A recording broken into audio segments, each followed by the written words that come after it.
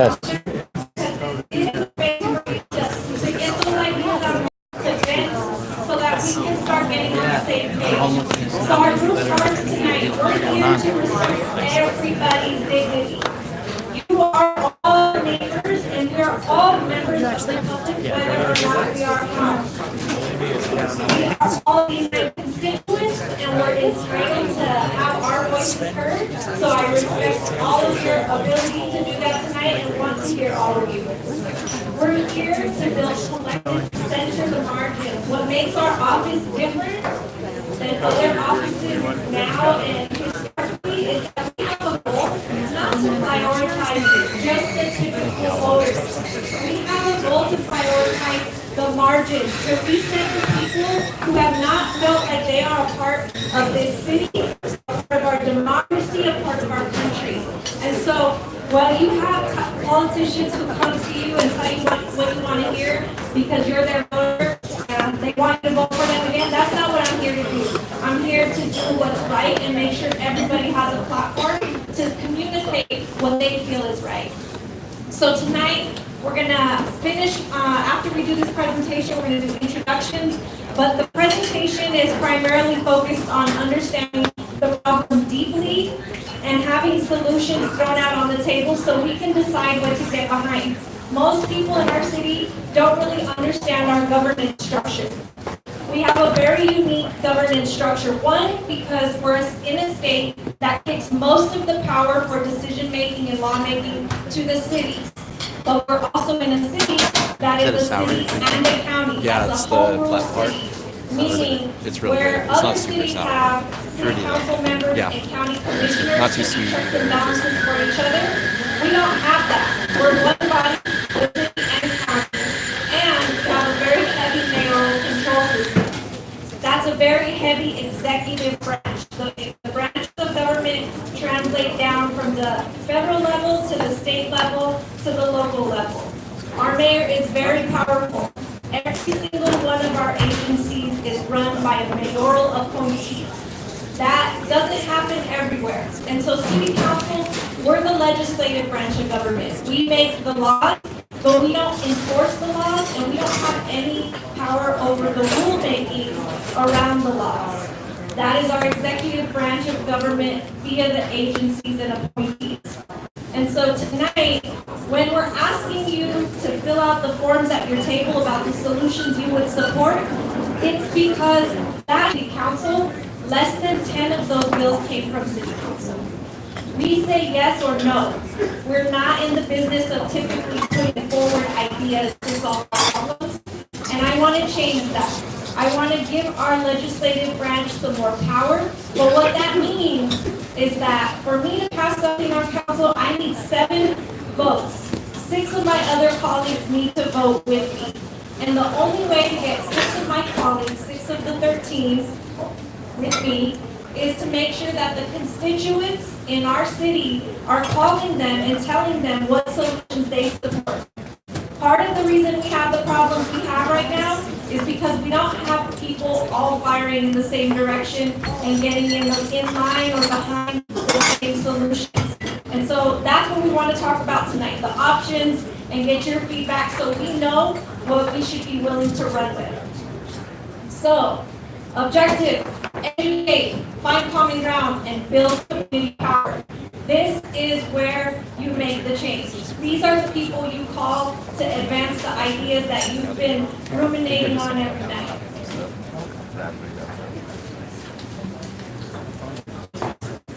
So the problem. Homelessness is a symptom of problem. It is not the problem. We have the commodification of housing. Housing is not a right. So your ability to obtain housing depends on the market and what someone wants to charge you for that, and that is problematic. Because right now we have a rising cost of living with property taxes that are increasing exponentially. I live in a neighborhood where in 2 years my property taxes went up 133%. That is insane. That is happening to our residents and our business owners. So what that means, if you don't own your house and you're a renter, that means that owner has to raise the cost of your rent because Some people are trying to keep things as cheap as they possibly can and still pay their taxes and keep their homes. Our incomes are not catching up. I lived on both coasts, and you can make money on both coasts, more money on both coasts for a higher cost of living. Here, we have the same cost of living, and you can't make as much money. So we don't have a match in our income and the cost of living. We also have no controls on rent. In the state of Colorado, rent control is illegal. And you make a developer include affordable housing, that's interpreted by the courts as a form of rent control. So we need to do some work at the state level, and there are some state legislators who are trying to lift the ban on rent control so we can have meaningful conversations about what we want developers to pay for in the city as we're growing. We also have a lot of development, a lot of private and a lot of public development. That's great because we want amenities, we want walkable, healthy, connected neighborhoods, but it comes at a cost because of that first thing I mentioned, property taxes. When all of these things go up around us, when all of the nice things come into our neighborhood, it makes a neighborhood more valuable, which raises the property taxes. And so you have a lot of things happening at once, creating this perfect storm that's making it unattainable for most of us in the city. Zoning code restrictions, which I mentioned earlier, it's illegal for more than 2 unrelated adults to live together. I see a lot of millennials in this room, and so roommate situations are illegal. Those were racist zoning codes that were put in place to keep certain people out of neighborhoods.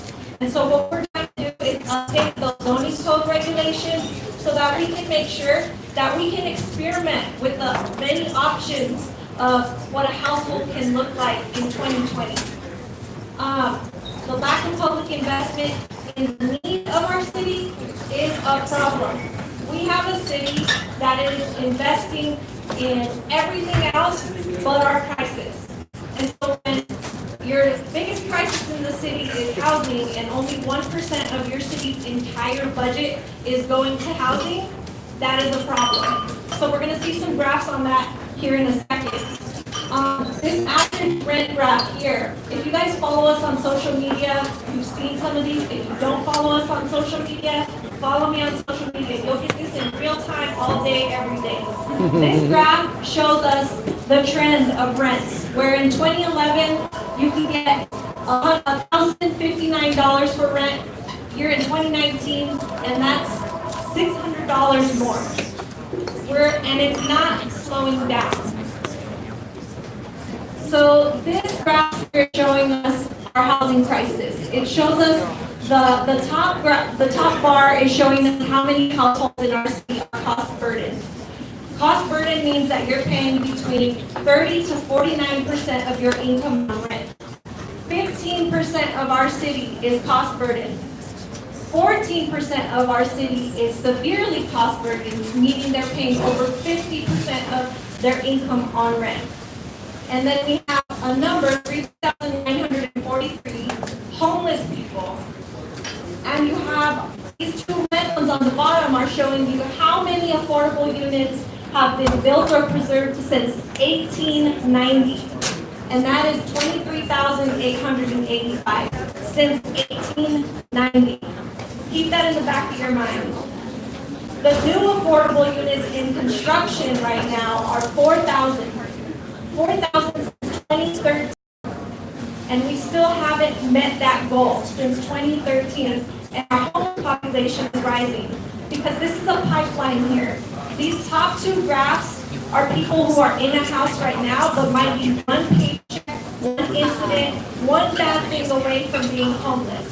And so imagine when you get to the end of this, you fall off into homelessness. Our solutions are not keeping up. And so we need to recognize that and understand that. This is a graph showing us how close we are to ending homelessness. The planned increase in units for the homeless since 2013 at 1,000, and permanent supported housing units needed to end homelessness over here in this gold graph. 4,437. We're nowhere near achieving what we need to achieve, and that was a goal set back in 2013. And that is because we can't require developers to build affordable housing and we can't control rent. And so right now, the commodification of housing lets a developer or a landowner set any price they want on housing and hold us hostage by not building it if they don't want to build it, if they can't build it at the price they want to build it at. So we've got a lot of work to do there. But all of that is to show you in context what we're investing in our city's most significant crisis of our time. Ooh, what happened here?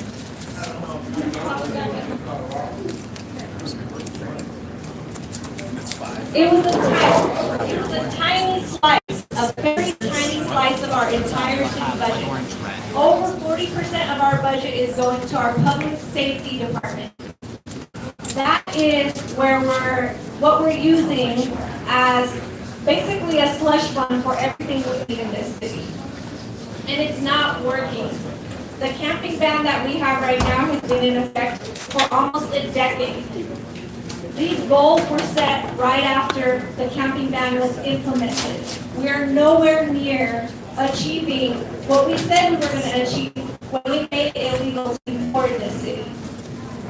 And so, understand that when we're talking about shelter systems, affordable housing, and why we have tents all over our city. This is another graph to show you budget priorities in perspective with the dollar number. That 40% that I told you for public safety, that amounts to $435 million when we're only investing $27 million into homelessness. That is a sobering graph. So this is another one just to show you who owns the affordable housing stock that we have. We're relying on private developers to meet the needs that a government should be intervening to meet. And all that red there are private developer or nonprofit owned affordable housing stock. When it is not owned by the cities, what it means is that it's hard for us to track it, it's hard for us to know who's using it, it's hard for us to know if it's actually still affordable or if the developer just got the subsidy and it's no longer affordable. Because yes, we have heard those kind of situations where it was supposed to be affordable housing, they got someone in for a year, got them out, and it changed the Zoom down the market rate. TV. But there's no way for us to really Zoom down monitor the that. TV so they can see the graphs. In comparison to cities globally that have figured this out with social housing, Blood orange. with cities that do their own housing, Denver is this little red sliver over here with 3,951 versus Vienna, who's leading with 220,000 city-owned affordable housing units. We can do better. It is possible. People are doing it in this world, and we need to take our cue from them. But that means that we have to shift our understanding of housing and housing being a right. Current shelters. This is the hottest topic in our news right now because we have a court order or a court ruling on our camping ban that it is unconstitutional. People are asking, why are people on the streets? Why are people camping if we have shelter beds available? We recently did a shelter tour, and these are some of the problems that emerged while we were on this tour. Not a single one of our shelters is 24/7, meaning anyone who goes into a shelter must go in at 6 p.m. and they get kicked out between 5 and 7 p.m., 7 a.m. in the morning, depending on which shelter they're at. If they're far away and not down here downtown, at 5 o'clock in the morning, they get on a charter bus that we pay for. They get on that bus and they drop them off back here at Jesus Saves, with no place to go all day long. And we're enforcing the camping ban all day long while they're out on the street with no place to go. Places like our restaurants, our coffee shops, they don't just let people sit in their coffee shops all day. In fact, I've watched people be told that they weren't paying customers. And so when we're trying to wrap our head around why people might be in a tent outside during the day, this is an important consideration because there's nowhere else for them to go. Our best shelters have waiting lists and lottery systems that people can't get into. The worst ones, where there are beds that are empty, are the furthest, are not accessible, are split by gender, and are running rampant with sicknesses, right? We have some pictures here to show you guys too. Most of them are not, their gender split, so if you are family, and those are the ones with the longest wait list. So if you're trying to go into a shelter with a partner or a family member or a kid, you don't get to just go into any shelter you want. You have men's shelters, women's shelters, and family shelters. And that is an important consideration because we have the most beds in our men's shelters, the least beds in our family shelters, and we have the most families who are homeless. So we have some mismatches.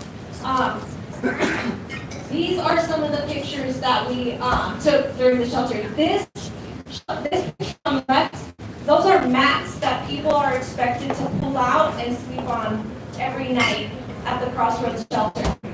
This is one of the best shelters because they have the newest beds, but this is how close you are to somebody. We've heard people who are concerned about coughing all night, people who are concerned about rape, people who are concerned about a range of things that come with living that close to someone else. There's a reason that they're choosing not to sleep in those spaces. This is on my right, where there are beds, is a shelter where people who live there are paying $70 a week to rent those beds. And they're still kicked out every morning. And they're still not allowed to come in until 6 p.m. And that's for working people, the working homeless who are paying for a bed. This other one is the one that's off of 48th in Colorado, where they bus people every morning. That one is the one with the most open beds, but can you imagine why? They have on average about 200 to 300 beds open every night. And it's because they don't allow people to walk up. You have to get there on that bus, on that chartered bus. You have to get there during the time that they're shuttling people there. And so people who are not going to that shelter are primarily not going because it's not ADA accessible, it's too far, and it's just not worth it. People can roll out a tent and a mat and have the same thing essentially. When we were there, it was freezing. I couldn't even get warm. These are some of the signs that you see. People in these shelters are not treated like humans. They're treated like they did something wrong. So this one says, residents allowed upstairs, anyone caught will be prosecuted for trespassing, no exceptions. This one says, all mat and bed clients are no longer allowed to exit by the front door in the morning. This rule has always been in effect, it's not enforced. All mat and bed clients are no longer allowed to exit by the front door in the morning. All mat and bed clients found out of bounds, client found in an authorized area, such as going out the front door, is a 30-day suspension. All bed clients have to be escorted by staff. If no staff is available, you cannot get in. Mat clients are not to be in the bed area. The mat clients are the ones that I showed you that sleep on the floor. The bed area is the people paying $70 a week. Either sitting on a bed or walking through aisles at any time. If you're a mat client and you're found in the bed area, you'll be subject to a 3-day suspension. If you're a bed client and you invite a mat client into the bed area, you'll be subject to a 3-day suspension. Mat clients may not store any of their belongings in the bed area, in the locker, or underneath a bed client's bed. Mat clients may not retrieve anything from the bed area. Bed clients, storing a mat client's belongings in your bed area or locker is grounds for you to lose your bed and both of you being suspended from the shelter.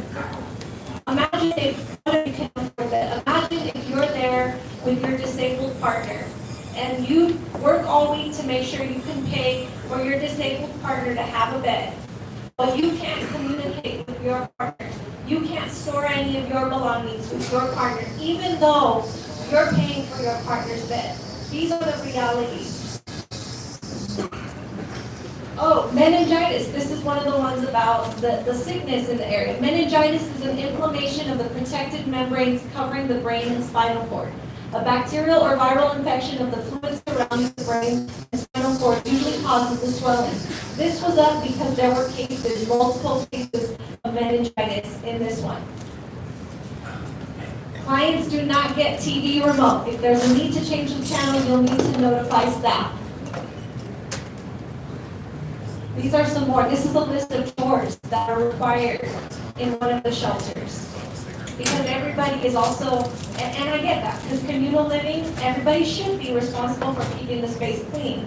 But this happens in our encampments as well, and it's self-governed, it's not imposed. But this is a condition of residents in some spaces. Potential solutions. We need to make our investment match the need. It's very simple. Short-term options. I'm going to run through some of these because these are some of the ideas we've been tossing around. They're listed. You have some of these solutions listed on this form that has check boxes on it. This is the form I need you guys to pay attention to because this is what is going to guide what legislation I propose for us. If you don't have enough of these at your table, do tally marks next to the ones that you want, so that we can aggregate the data later. But short-term solutions that we've been tossing around. Construct more tiny home villages. Create a designated camping area with wraparound services that come to the people there. Open more public bathrooms, trash cans and receptacles, and needle disposals. Housing first approach. Do not be confused by this. A housing first approach means that there are not conditions imposed upon you for housing. A lot of our shelters require people to be sober in order to get shelter. And that has been proven over and over to not be the best approach to getting people into permanent housing. You need to have a home first before you decide to stop drinking, to stop smoking, to stop shooting up. Otherwise, it is a coping mechanism for living on the street. Decriminalize sleeping in motor vehicles. It's also illegal to sleep in your own car in Denver. And a lot of our students at our area campus, 20% of the student body there is sleeping in their cars in parking lots because they can't afford housing here. And so if you have a car, it is not an ideal situation, but people should be able to make that choice for themselves. Expedite and prioritize permanently affordable units. This is something we've been begging CPD to do, community planning and development and permitting. It is very difficult to construct new units. Even if you're trying to do an ADU on your garage, it is very tough. And so we need to prioritize our small neighborhood solutions rather than our big developers that aren't giving us affordable housing. Allow private property owners to open their lots for they choose. Churches right now have a lot of land, big parking lots that are used maybe 1 day a week, and they're not allowed to have encampments on their parking lots where they're not being used. And that is a problem because if we don't want people in the public right of way, then we have to create options for where they can be. Use city rec centers to provide homeless with the opportunity to shower, to store things in the lockers. This is a pilot that we toyed around with a few years ago, and it just fell off our radar, but we have tons of neighborhood centers where we can provide this service to people. Expand group housing by allowing more unrelated individuals to live together, free lockers and storage sites. These were all solutions that we proposed during the budget session that were denied, not only by our colleagues, but the administration. And so we need to build demand from the public with the other people who are involved in this. Long-term options to build social housing. Absolutely. We cannot continue to rely on the private sector when their bottom line is profit. It's never going to get us what we need. We need to acquire abandoned buildings and properties to turn them into affordable housing. How many of our motels and hotels sit empty when those could be reused to meet our needs? We need to increase funding for affordable housing. Right now, what developers pay into our linkage fee is, it's cheaper. You can buy rolls of fabric that are more expensive than that. It's a very nominal cost, and we need to up it. We're not even competing compared to other cities. I think in Boulder it's between $6 to $14 per square foot, and Denver it's between 66 cents to $1.75. Yes. The zoning code changes I mentioned earlier, this is a controversial one, but a different type of taxation structure. Other cities are toying around with taxing luxury units or vacant units, or taxing flipping. We're watching a lot of properties in our neighborhoods get flipped and sold in these really short real estate transactions. There should be a tax on that. That way we can kind of figure out or recalibrate and absorb the changes that are happening to our neighborhoods. A tenant bill of rights, community bill of rights, those are where we demand what we want from the developers prior to developers getting their rezonings.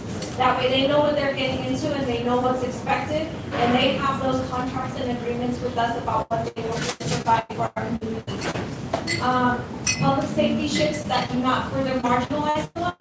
Right now, if a property is considered a nuisance, say for example, someone is caught with a gun that's not registered, and they're a renter, there is a letter that gets sent to the owner of the property called nuisance abatement letter, asking or telling the property owner that they need to get rid of that tenant immediately. This person has not been charged yet. This person has not gone through due process yet. What happened to innocent until proven guilty? They lose their housing is pulled right from underneath them, and that's a problem because it's happening in a range of different ways throughout our communities, and it exacerbates the issue. Relocation fee for developers displacing people. A lot of people in our communities don't have updated leases. You have a lease maybe when you started and you stopped renewing it because you had a relationship with your landlord, and so then a developer comes and buys their property and they have no allegiance to you, they have no contract or agreement with you, and so they can immediately displace a person without any consideration for where that person will go. And in Denver, if you're trying to get an apartment, you pay first and last month's rent, and sometimes security deposit on top of that, which is not attainable when rent is $1,500. So we need to also shift from the way we do that to perhaps doing rental insurance, where you don't have to do first and last month and security deposit. Your insurance pays for that. We also need to figure out a database where people can share their common application when they're looking for housing, instead of having to pay housing applications or rental applications that you never get back and you still don't get the house. So those are some things we're talking about. The cost to housing for all large mixed income housing development, the tenant bill of rights, a municipal bank, housing's first approach. It boils down to those four things every time. These are places that have done it. This is all social housing. It looks like luxury housing. This is all social housing that is green, that is sustainable. This is in Vienna. All these are in Vienna. These are what is possible, and don't let anyone tell you otherwise. If we shift our priorities, we can create these in our own backyard. This can be our home. And so what's next? The camping ban with that court order, what people need to understand is that with those three branches of government that I mentioned earlier, we are designed to keep each other in check.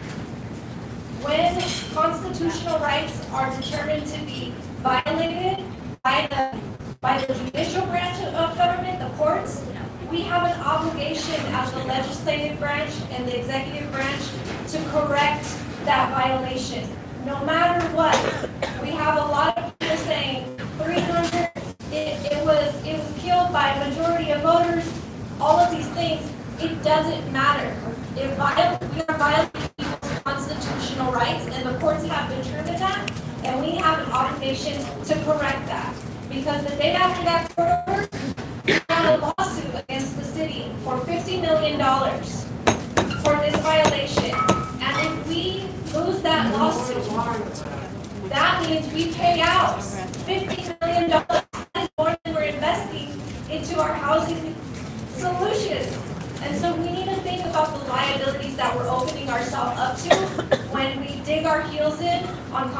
constitutional violations. I have at each of your tables, there's a sheet that shows some information about the camping ban. It says camping ban on the top of it. It tells you exactly what has happened with the court order. It tells you what the camping ban wording is in law. And then on the back, it shows you a list of other laws that we had on the books before the camping ban that will be on the books after the camping ban is repealed to do all of the things that you wanted to do. One of them is damaging and defacing or destruction of public property, trespassing, drug paraphernalia, injuring, damaging, or removing trees on public property, unauthorized use of trees on public property, urinating and defecating in public, park curfew, erecting structures in parks, interference with police authority, overnight residing, odor removal. These are all of the things that we're looking to the camping ban to solve, and not a single one of them is what the camping ban. The camping ban, what it does, it allows the cops to make you take down a tent. All of the other things that we think it's doing, there are other laws in place to do that. They were there before, they will be there after. The camping ban came about because of the Occupy movement. That's right. True story. What's next? Group housing. I need your help. We have some open houses coming up. 2 public meetings are coming up where we need your input, we need your feedback. A lot of people do not want Denver to change to accommodate all of the new people and the new iterations of a household. And so we need people who are willing to fight for whatever iteration works for you. And those meetings are on February 11th and February 22nd. One is at the February 11th meeting is 6 to 8 right in the street at Randolph. The one on the 22nd is 9 to 11 a.m. for you morning people at Goldrick Elementary School, a little bit farther. So try to catch the Bruce Randolph when it can. Budgeting. Even though we just passed the budget for 2020 in October, November, the new cycle starts in March and April for 2021. Meaning that if I'm not the route to get budget amendments through, we need to be putting pressure on our agencies to be asking for the right dollars to begin with. And now there is a new office on Towne called the host, and we need to let them know what we think they should be asking for to meet the scale of this problem. What is it? So table report outs. I promised you guys you were going to get an opportunity to go through your tables. And we're going to do it one at a time in a respectful way. So we're going to start over here. If your table doesn't have anything you want to share out, go ahead and pass. But this is an opportunity for everybody's voice to be inserted into the space. And right before we do that, figure out at your table who's going to report out. But while we're doing the, while you're figuring out at your table, we're going to introduce to you guys who is here to help us answer some of these questions. Because like we said at the beginning, I don't have all the answers, but I know how to get the people here who do. That must So if we can have folks from the city or our community partners who come here to be resource people to answer questions. And if you all have questions at the table for them, as we move through the table, these are the folks that we're going to ask to help us with some of these questions. So come on, I'm going to let y'all introduce yourselves so we can move along quickly. Your name and who are you with, Mr. Sanchez? Right. Hello, y'all. My name is Aaron Sanchez. I'm the commander of District 6, Denver PD.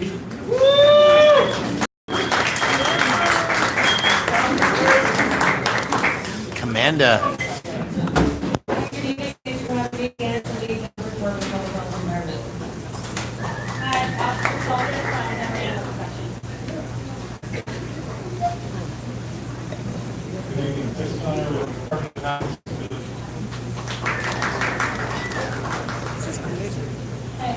I work for Mental Health Center Denver, and one of the managers of the Pro Responder Team at Care and Mental Health Clinician. Scott Gilmore, Denver Parks and Rec. My name is Lisa Ravel. I'm the Executive Director of the Harm Reduction Action Center. We're Colorado's largest public health agency that works specifically with people who inject drugs.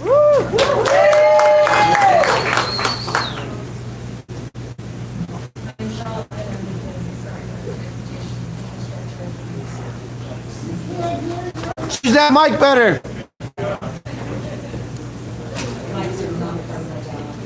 Charlotte, the Department of Transportation and Infrastructure, Department of Works.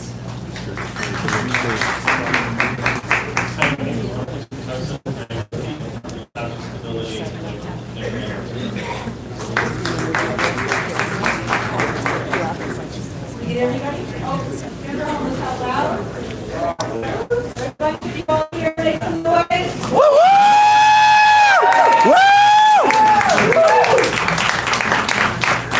So this is the tricky part and our first experiment with community respect. This mic is not cordless and we have a lot of people in here. So what we're gonna do when people are at their table, when it's their turn to speak up, I need you to speak with your outside voice. If your outside voice is still too low, can I get hands raised in the back? And I will repeat the question. So let's start to my left here. Does this table have any questions or anything they would like to insert into the space? Okay, next table. Go ahead, insert your comment.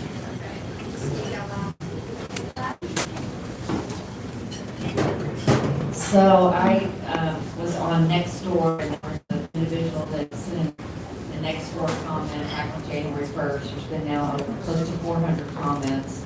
And I told the individuals in Nextdoor that couldn't come, but I would express some of their ideas. One of the ideas is to use the old VA hospital for a shelter, any state or city-owned vacant properties.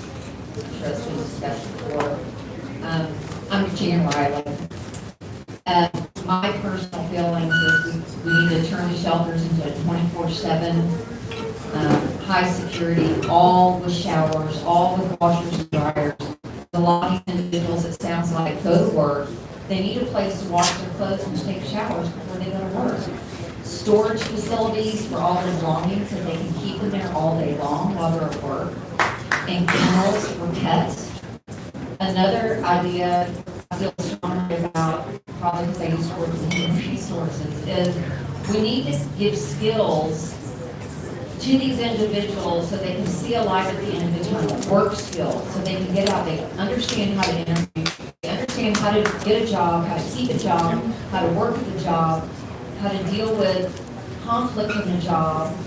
They need life skills on how to do those things. And once they get those skills and they see, oh, I just figured that out, it gives them confidence to keep moving forward and upward and get out of the cycle. Another item that I saw that wasn't mentioned under the problem category on one of your sheets was, maybe I'm wrong, but I feel like a big problem is the drug and alcohol addiction issue that I think we really need to address and figure out how we can help these individuals to get out of this so that we can help them move away from that to a better life. That's it. Who has an outside voice? Go for it. Hey, that's If you don't want to use your outside voice, make your way by Okay, my name is Jeremy Sidney.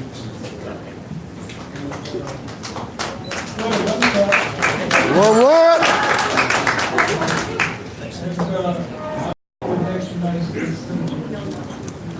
Not likely. Okay. This is for explaining and politically educating in the room. When I look at this room, I see a bunch of community organizers, activists.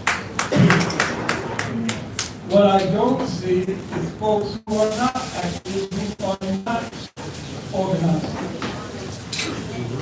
In order to get to the solution, and there ain't but one solution to this homelessness, and that is we must build houses that poor people own. Period. It's not about creating wealth for the poor. They were going to the same cycle because you can't pass on the rent. There's no guarantee that your children are going to get to occupy that space. So we need home ownership, which is one of the foundations of success in terms of folks coming up. If you're not going to do that, then you're approaching superior to the oppression of the poor. That's number one. We need housing that can be built. Now, I had experience in San Francisco where we did that, where the residents in Hunters Point rehabbed the Navy shipyard, and for the first time in their life, we gave folks down payment assistance, and we gave them mortgage assistance, and with their line that they were operating on below the poverty line, making sure that the AMA was there where they could afford it from 0% to less than 15%. The only way you had to pay back the money is if you sold the house. And if you sold it outside of your family, then you have to pay back the loan from the proceeds from the sale. All right, so now you got a solution. All right, in terms of how to do this, and it's not unknown.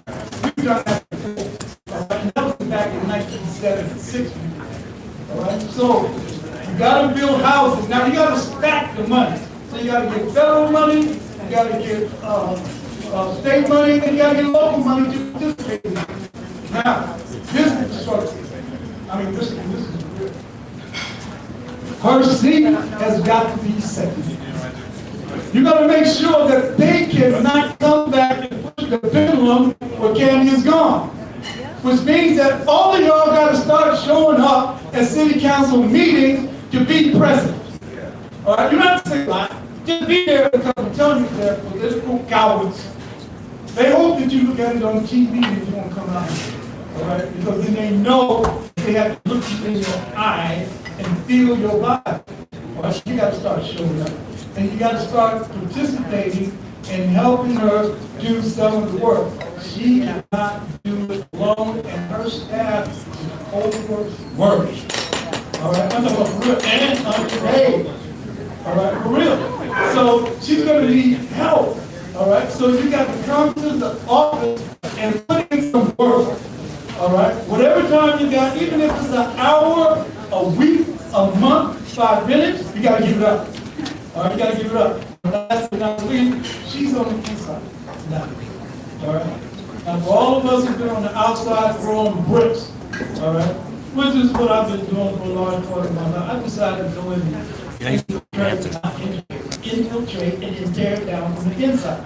That's what she's doing now, giving the people the information, all right, on what you got to do. But Martin Luther King, and I'm close to that, listen, he said, you show me a man, woman, who have nothing they're willing to die for, they are not yet to death. We have something that we got to put our ass on the plate, like the Breakfast of Champions called steak and eggs. The egg made a contribution to the breakfast, but the cow put his ass on the plate. Now you have an extra value meal deal. So now we need housing for the poor. These are temporary solutions that we can get there. They have to be educated, they have to be helped, they need psychological services. We can raise them up. All right? Our job is to bury ourselves underneath the poor, raise them up so they get their humanity back. And poor people, you got to take your humanity back, register the vote, and fight for your right to live again. That's all I know. Thank you, Chairman Davis. I have the floor. The wonderful speech that we're making comments for the 1 minutes. So we can do better. All right, so what's the solution, y'all? What is the solution? More housing. We got 26,000 vacant luxury apartments in the city alone. I said we start taking over some of these buildings, like the black women did in Oakland. And my table wanted to know what's the situation for the Downey School. If you have questions like that you want us to keep investigating, send your cards up this way. We've been trying to figure out what's going on with Downey stores. They don't have a new tenant yet. And part of what makes it a logistical problem to get a real grocery store there that they have still 2 tenants. And so I don't know if they're trying to wait till their lease is up with those tenants, but they don't have a tenant yet. So we'll let you guys know as soon as they get a new tenant, and we'll keep investigating that one for you. Well, anyway, right? Most everybody should know me. Well, anyway, my name is Jerry Burton. I'm from the law. I'm also a U.S. Marine veteran. My problem is this. You got houses that are vacant, and you got people out here living in your houses that can be substituted as far as funding them to where we can live in those houses. The thing is, I can be your neighbor around the corner. I can be your neighbor across the street. I can be your neighbor in the back of it. But I can't be your neighbor's neighbor. And what I mean by that is this. I can't be your neighbor by sharing the same apartment with you. Something is wrong with that problem. Something is wrong with that. But I'm here to tell you, we can take and use those apartments. Because the whole idea is to change the person's mindset. When you change the person's mindset, you got to give them something that is not really, they're not even expecting. Such as, to change the person's mindset, you put them in one of them houses over there. Show them that you love them, that you care about them. Guess what? You'll start to change their mindset. They'll start to care about where they stay. That's the first problem that we need to solve. The second problem is this. Once they change their mindset, you got to do a report because those have been lying to us from the day one. From the moment that we have been living, they have been lying to us. And we got to stand up. I don't give a damn if you're rich, or you're poor, or you're middle class, low class, high class. We all have to come together and defeat this shit because at the end of the day, you are no better than me, and I'm no better than you. And just because you were born with a spoon in your mouth, you got lucky on certain investments.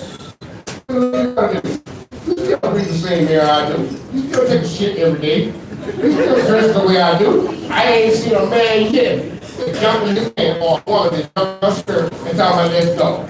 Come on, y'all. We are in this together. That's right. And at the end of the day, we're going to die together. And I want to try to give my award something to our condoleezza, but I'm going to give you something. Martin Luther King said this. He said, I've been to the mountaintop, right?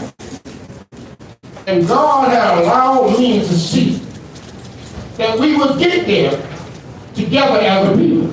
Now tonight I want y'all to go home and think about that.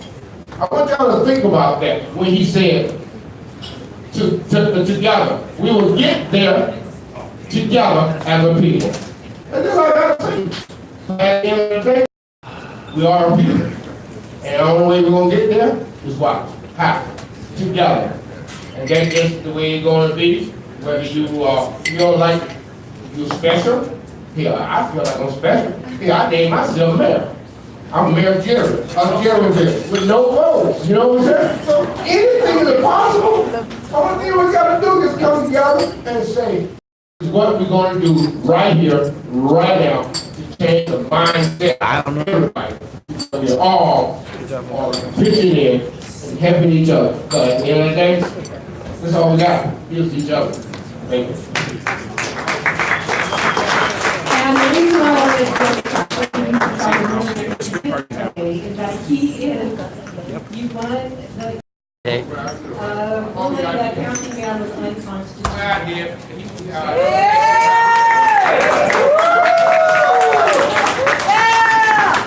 Hello, my name is Steve Davis. I'm on this right now. How are you? What's going on, man? How's that, man? Oh, yeah. Plug it into it. You know, things should start tomorrow, or maybe by Friday. By the way, everything is going down outside.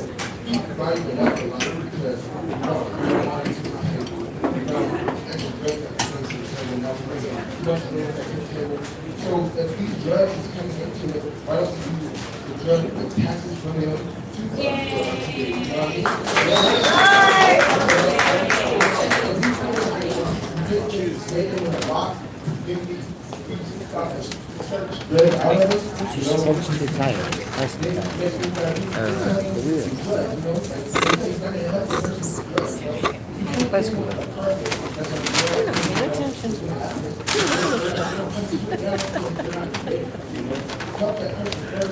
Too many people I know talking.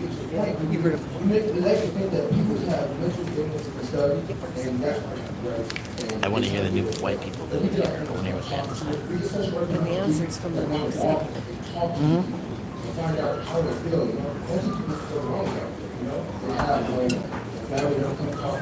That's the only touch, you know. I said 6 years. And to be homeless, person in my hotel, you know, after you wake up and like, what are you doing? Just yesterday, I had police come up to me and say, what are you going to building? Like, don't you see all this? Don't you see all this graffiti and stuff around the place? This is what I'm doing. I'm doing that graffiti, you know? You know, if we stick together, I think that's what's going to build us, you know? And humanity ain't by throwing us out and, you know, subjecting the person. You know, get out there and be like, here goes some trash bag out. Here goes some wreck. You know what? This is a mess here. Let's get it clean. And that's what I've been trying to do. So I'm over here on 25th and Welton. And if you go over there, you can tell that the area is starting to get very clean. And what I'm trying to do is I want to make where I go to every campsite, have to clean up, you know. These needle exchanges, you know, it's needle, I have to get rid of it because, like I said, it's hepatitis and everything else is with it. And I understand that people say, oh, I don't have people in front of my house, but they find it inside of the house, you know. So what I do is I need somewhere I can put needles when I pick these needles up, you know, in ways of how people really get approach these things, you know. So, Do we have somebody that's coming to clean up? We have children, we have dogs, and we have, I'm just wondering if there's going to be clean up on it, if there's going to be clean up. We have rags and bed beds. My name is Lisa Rago. I'm the Executive Director of the Harm Reduction Action Center. If you have inappropriately discarded syringes in your community, I am your gal. And when's the last time anybody's ever said that to you? Right? Call me, email me. Not only will I send my street outreach team out to do the syringe cleanup, they're going to offer resources and referrals to folks in that community and talk about being a good community, about trash bags and things like that, right? I am your go-to gal for all things syringe access. I'm your go-to gal for all things overdose prevention. I'm your go-to gal for all things public injecting. My name is Lisa Razel. I am your go-to gal. Email is probably best, hrac.denver@gmail.com, or email Katie's office and they will put me in, and I can assure you, much like I don't want to see Commander Sanchez in my email, I don't want to see neighbors in there, I will swoop in, and we will be out within 12 hours, we will let you know what happened, and then we'll continue to keep that area on our radar.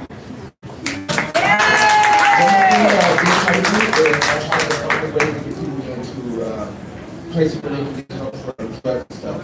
These places are so high, it's like the price of it.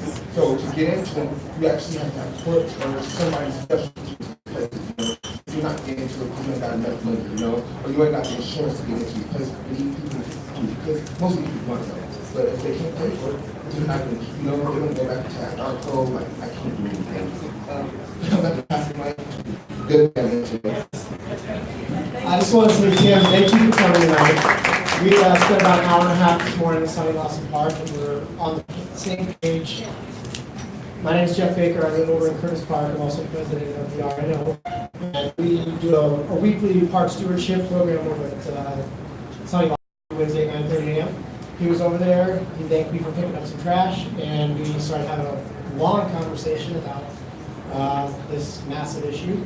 And we're on the same page, and I invited him to come tonight. And I said thank you. It took a lot of courage for you to get up here and do that. That's absolutely fantastic. So, thank you. And we're not even doing that. I know my people. My name's Towne, again, I'm a business owner in the late 60s when I was living with my parents. Talk out, Marilyn. In the late 60s when I was living with my parents in Park Hill, my Dad worked for the health department. And I can remember him saying in the late 60s that by the year 1990, Denver would be short 90,000 affordable housing units. And so we haven't made much progress since the 1960s to today. In 2006, when there was a housing boom, there was a lot of public housing in this neighborhood, up at 22nd and Tremont, over at 27th and Arapahoe. And Housing and Urban Development sold that property, which was to be in perpetuity public housing, to developers. And the developers tore it down. Sometimes they built new things right away. Sometimes when the economy crashed in 2008, they were left with vacant property. And to keep the mud off their face, they lured in urban gardeners to make it chic, so that we wouldn't all think that they were terrible for tearing down the public housing. And I think Housing and Urban Development really needs to help with this problem more than they are. Also, I would hope that everyone in this room, and especially every elected official, every state legislator, every mayor, every city council person, would badger their federal congressional representatives, their congresspeople and senators every day to get us some of the Defense Department budget in our cities so that we can take care of these problems. And I talk to people in the tents in this neighborhood. Every single person I have ever spoken to who's living in a tent has said to me that they want a place to live, and that there's different reasons why they don't go to the shelter. It seems to me from talking to people in the tent in this neighborhood that mostly they're pretty nice people. I would say there's also some mental health issues, and that 99% of the people in the tents that surround my business I don't have a problem with. Some of my customers are frightened. I would say less than 1% frighten me. And that less than 1% seriously, when they are being aggressively out of their minds, are very frightened. And the people who live next to them in the tent are frightened of them also. Last summer we had a poor man out of his mind menacing people with a golf club. There's been numerous incidences. Once last week, a man who had been maced by his neighbor in the tent. It doesn't surprise me that he was maced because he was so violent and so aggressive. Ran into my business and threatened the workers. And when those incidents happen regularly, then the workers and the customers are aware of it. And they tend to stigmatize everybody. And that's not what should be going on. But you can't blame them for being scared. So again, let's see if we can get more money out of the federal government. We used to have a lot more money out of the federal government to our cities and states. Love you, Maryland! The owner of the Mercury Cafe. So we thank her for long. Before we continue with questions, I want to ask some of our folks to address Maryland's comments around mental health issues, because we know that that is something up on people's minds too. So if we can get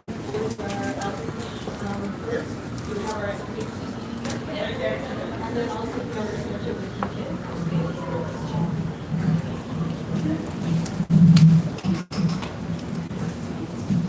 Hi, I'm Curly Salem. I work for Denver. My team is focused on providing behavioral support to individuals on the scene with DPD. So we're looking at individuals who are probably at the worst day of their life. They're on facing and they're having a behavioral health crisis, and how do we provide the right resources to someone in that situation? We recognize that a lot of people call 911 when there isn't a law enforcement solution to the issue that they have. They just need help. And we've been trained, since as long as I can remember to call 911 if you need someone to come help you. And a lot of times it's, there's nothing the police can do, right? Because it's a deeper health crisis. So we want to take those crises off of their hands, keep them doing their police work, make sure that we are offering people support and resources in the moment, following up with them. We do all of our own follow-up with everyone we make contact with within 24 to 48 hours to make sure that they're still doing okay. And if they maybe weren't accepting resources in the moment, we want to give them another chance to do so later through our follow-up. So really making sure that the people of Denver have the right support, the right issue that they're facing, and making sure that our community members are not coming on the radar of the police because of the behavioral health crisis, because they're connected to those.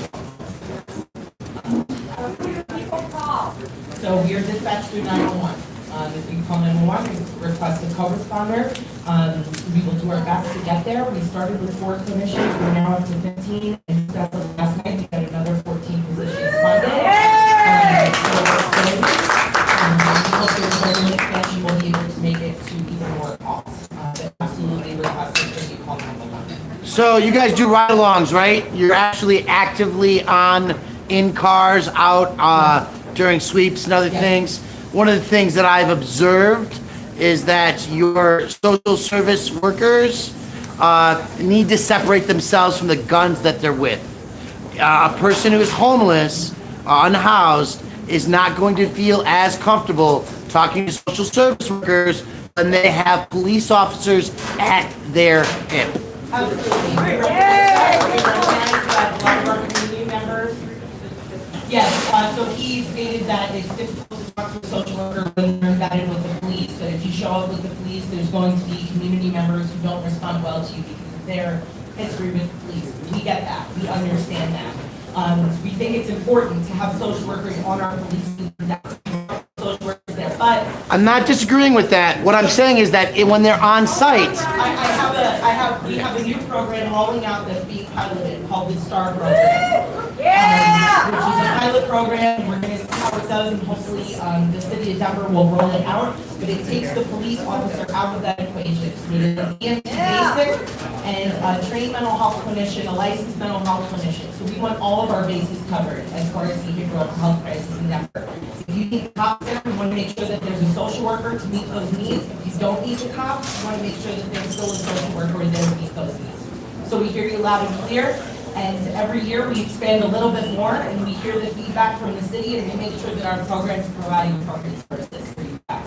So please come up to me if you have any questions or any further feedback. It really helps us develop our program and make sure that we're providing the right services. Yeah, of course. So I want to come back a little bit to the comments you made about the 1%. Microphone. That are a little more concerned than the rest of the group. That is our focus as well. So part of our strategic plan is to reduce crime, prevent crime by reducing social harms, mental health and substance abuse. And I'm not trying to sell on DPD or what you thoughts are on law enforcement, but what I will tell you is the Denver Department is extremely innovative in that we partnership with everybody. And what we're trying to do is be that liaison to get the right people the right services that they need. We, as a police department, don't necessarily think we should be doing a lot of the things that kind of fall upon us, because when we call 911, it's the police that are generally first responders. And so with that being said, we want to at least be able to hand you off to our production or the clinician for the services that you truly need or you don't need the medication. Let's keep on with our questions. And, also, we want to support this establishment, so for those of you who are able, keep buying food, drink, and remember to tip folks well. So. Hi. My name is Brian Tamborelli. And my nephew is a corporal for the Burlington Police Department, and I couldn't be more proud. I was in, No, it's actually like an observation. corrections when I found out it was in this county. The social workers talk And my mother and I used to watch cops on television. Look, bad boys, when they come for you. the social workers sit in So, the car, and, talking I used to tell my nephew when he was a little kid, I would say, hey, Nathan, that's you. That's you. That's you. You know, the guy, I'm not trying to well, just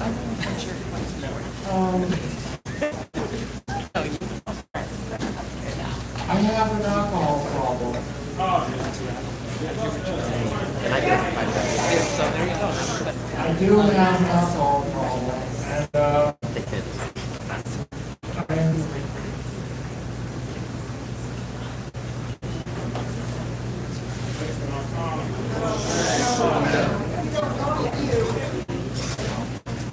I'm alright, well, I don't want to admit my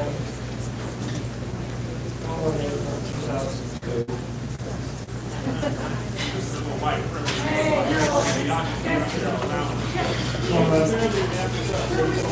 Everybody in here. But it was and there was no evidence or anything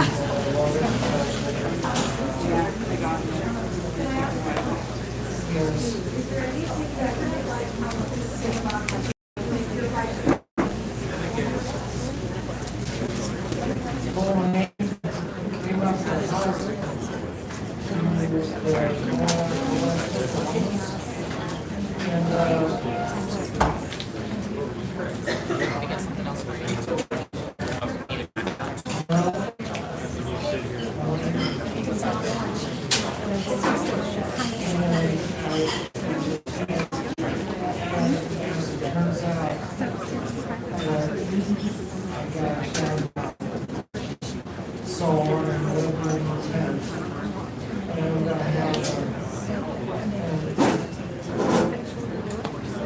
I have an emotional support animal. And just went to the beach house in out to the Aurora.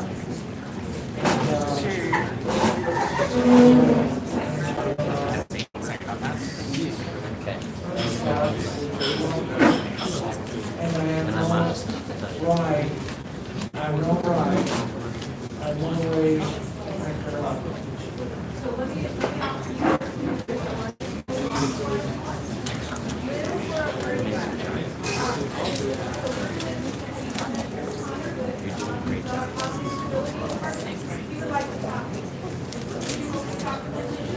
Yes. Give him a hand. Talk about each other, right? We're all here to help each other. Thank you. So our table comes with a few questions. It's going to try to wrap around because I know there's a lot. So my name is Ryan. I live in our neighborhood. I think we're putting these together. Oh, sorry. I missed the first one. So a couple questions that came up. One was making sure that there's a focus or a plan because homelessness doesn't just happen in D9. You mentioned earlier that we have concentration. How are we going to get the rest of the city to contribute not only their dollars, but also put their skin in the game to help support this community? Instead of continuing to concentrate the services and everything else in the neighborhoods where they've been for decades. This is a citywide problem. It can't just be a single neighborhood solution. There was another question about the housing numbers that you put up on the board earlier. DHA, from what I've been told, does a decent job in 0 to 100%, 10% of AMI. Do your numbers include what they're doing, or are they separate? The numbers up there include DHA and the pie graph, all the red, and that little slice of gold is what DHA owns of our affordable housing stock. And they are one of the entities that does cater to the lowest AMI, but they still don't have enough resources because they're almost exclusively funded by the city. And so if the city's not investing, then they don't have what they need to make those affordable. But that is included in there, and our data is coming directly from the housing office's dashboard, which you can get at denvergov.org. We just interpreted it into infographics and more accessible ways for you to get that. Wonderful, thank you. Just two more quick things. One, in the November meeting, and it's great that you brought everybody here to the table this week, you would commit to providing us with a contact list by end of year to all your constituents, so we know who to call. You can make that public, because it sounds like you're starting to amass the faces here for these town halls. It would be great to have that, like in the newsletter you just sent out yesterday, have that readily available for your constituents. The last one, and this goes back to what you mentioned about the camping ban being unconstitutional.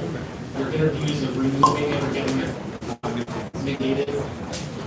But there's still 15 or 16 laws on the books that would enforce other things like prohibitions against camping ban.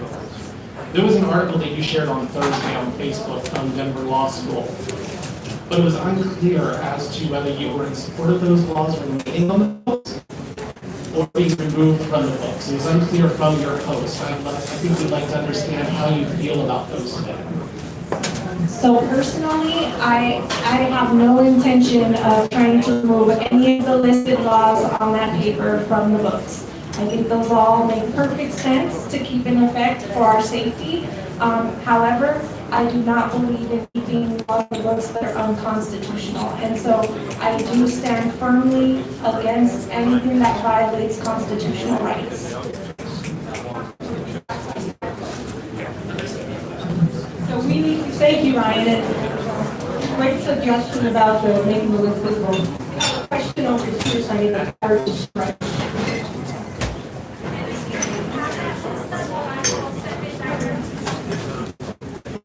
Good evening, ladies and gentlemen. My name is Brenda. And, I'm sorry, I can't talk that loud good evening. My name is Brenda Marie. I'm currently what you call a houselessness, or homelessness, or whatever you like to call it. This is my neighborhood. I was born in the state. I grew up in this area since I was 11 years old in the Park Hill East Side area. 5 Points, Fredericksburg, Triangle. This is my area. I feel safest here, even home. I've also experienced both sides of the coin, where for almost 20 years I've been $250,000 a year as a well-known individual in the state. I supported myself. I had a home. I had a family at one point in time. And about 3 years ago, I got very sick in my heart. And my husband displaced me here. I was stranded at this America. What we call Tent City, or whatever you like to call it. Homelessness has been around since I can remember. I'm 39 years old, approaching my 40th birthday coming in full day. I have experienced all sorts of tragedy and I'm highly autistic, but also very streets are also very acclimated here with everybody. What I've noticed is that the things I want to address that homeless people do now. I'm going to start with what I am banned from almost every facility in this area. I'm banned from the rescue mission due to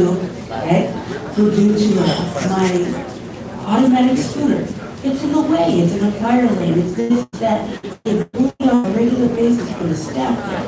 And not only for the staff there, I'm constant by people just like myself to the point where we can possibly have a physical altercation. And I'm with it. but you know, I also like to stay away from real life. according to these people right behind me, they are the menace to my society. No, I don't even look at it as, oh, she's that. And maybe so. I was also very like well-mannered woman. And I wasn't always in this chair. I've only been in this chair for about a year. And the police cause more fear than they do assistance work. I've lost, in this year alone, I've lost 6/10 to the police storage. I just don't have to be there for them to take it. This is gone. And I don't want to go to that storage because, like I grew up in the streets, I still fear this. So I think if I go over there and just try to get my tent out, I'm going to go to jail. I don't want that. So I might send somebody, I have to pay somebody to go get it. Someone who I feel is a regular person who has no warrants or anything like that, because I fear for them. That's weird. Let's stop that.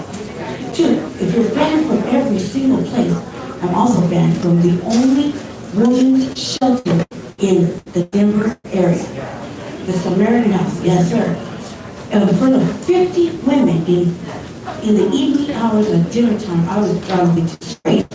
I was ATL for being disrespectful. Now being disrespectful where I come from is calling people bad names and being very loud and belligerent. I unfortunately was trying and begging them to stop and allow me to charge my chair during business hours when I had died and I had to have a boyfriend push me in. They denied me, they said no. They said I was too sick for them to care for me. They said I can't get on and off a cot. My comment was, I sleep outside your door on the street, mats. Not even a mat, a stack of blankets. And here I am. Said you can't take your shirt off yourself, you can't go to the restroom. Well, obviously I'm usually in the restroom. I come in and out here every night. Stop it. They're ATL. That's my hero right there, ladies and I gentlemen. refuse to go into this place. That's Marilyn from Mercury Cafe. Back in it because occasionally it's winter time and I have a bad heart. I can die. I've had my heart working lucky to be here today. I was supposed to not make it till Christmas. Here we are, right? If it gets too cold, my heart will shut down and I could die. I passed out last night in front of my husband. Tragedy, right? Here I am. The problem is this. There is one women's shelter. The women in there are police. Shame on them for being older and stupid. They're police. They bully me religiously to the point to where I can't sometimes contain myself. I have to lash out. And I excuse myself, but I just go right back out where I must be allowed to live. I'm a free person. I'm a free spirit. It cannot be structured. I refuse. Nobody wants to live in a box. You know what I mean? So I live outside freely in this neighborhood. I currently live right across the street from the Denver Public Library. Now, there's these nice condos. I was like, what's this kind of?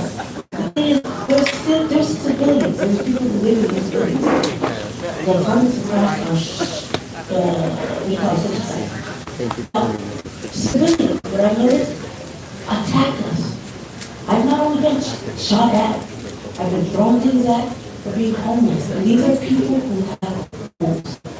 But it is so important that you understand that while you terrorize the homeless are the ones that protect your house while you're gone.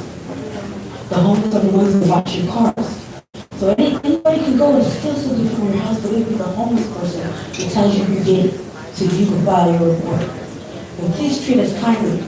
And it's not, nobody wants to ask you for anything. Just because we're first asking for what's happening, it's okay for asking for money. We can make our own stuff, we can take care of ourselves. But sometimes we do need help. We do need help. There's not enough showers. And for people who are banned from every single place, where are we supposed to shower? I personally, until I had to go to jail, went on this 8 months shower. I had to shower in my own tent. That's terrible. Fix that. Thank you. Thank you. Thank you so much. Where are we at with that? I think it's a reminder as well. Ask that question again. Respect everyone's humanity. Just some of the mean-spiritedness that we've also seen. Yeah. Where are we at with bathroom? Where are we at with You have a bathroom? question? you mind getting in line? There's a few people ahead of you. Thank you very much. First off, thank you very much, Councilwoman, and thank you very much, Ms. Calderon, for having such transparency, for being in the public eye, for informing us every step of the way, for keeping all of this information on Facebook, in the news. I think you've been treated a little bit unfairly by the media, and I think it's the best thing that's ever happened to my neighborhood. Ladies and gentlemen, thanks to this establishment. Thank you, Marilyn, for speaking up. I've been in this neighborhood for 21 years. I've been in 5 Points, Curtis Park, for 21 years. So you can imagine the changes I've seen. Has anyone here grown all their lives? Yeah? Okay. Good. Well, I've seen entire families pushed out onto the river with 2 weeks. That's illegal. It happens. People look away. People look away a lot. There was a question about, are there going to be more showers? We're starting to see more toilets. We're starting to see a lot more happening across the city. My one question is, will there be more of them?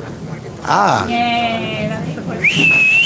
So we fought for an extra mobile toilet. There are 2 mobile bathrooms that you might see parked around the area. One goes by the 16th Street Mall on Tremont. One is typically on 14th by the DCPA. Those are the only 2 that we have. We were really fighting for another one. We didn't get the budget amendment for that, but we were told that they found money in the budget for it, and we're waiting for that to happen. The bathroom, Scott Gilmore can speak to why our bathrooms closed in the parks. You're down there off Blake and 21st. Scott Gilmore, General Parks and Rec. So, I am actively involved with a lot of the issues in the parks. So, per the lawsuit, the Lyle lawsuit, we as a city committed to making sure that we have some restrooms.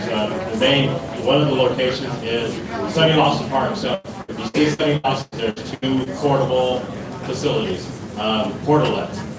I've always, as the deputy executive director, I always felt that we were going to have those because of the lawsuit, but that is not a long-term solution. So working with the city, the budget management office, I've worked and requested the funding to transition those portables to a permanent restroom. We were allocated $600,000 to create a permanent restroom in that park that will be open. Some of the other things is, so that's going to happen. Also, there's enough funding to buy an additional mobile restroom, which they will be working to staff 24 hours a day. So those are 2 really positive things that are happening. We'll continue to do that.